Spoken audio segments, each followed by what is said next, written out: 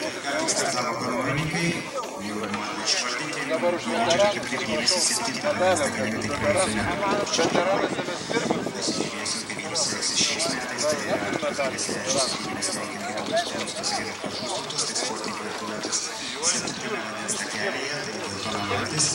Ir matome, kad jie šiuo metu ir pirmauja, o antroje pozicijoje buvo 4 vandens takelyje. Kiek griuvo? Kur duotai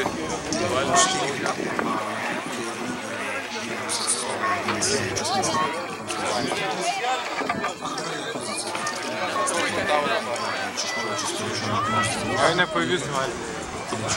O, geriausia paskaityti. Pas jos svarbu strategija. Čempionai starto kurį laimėjo praėjusiais metais, beliko sužinoti, ar šios ketvirtės rezultatas laikas bus geresnis negu praėjusiais metais.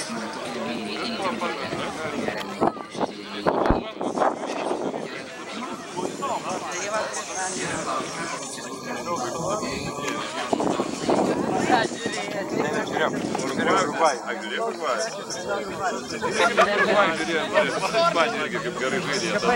Norėjau žiūrėti. Nereiktų ir labai dalyvauti. Finalė žaidė su Ispanais.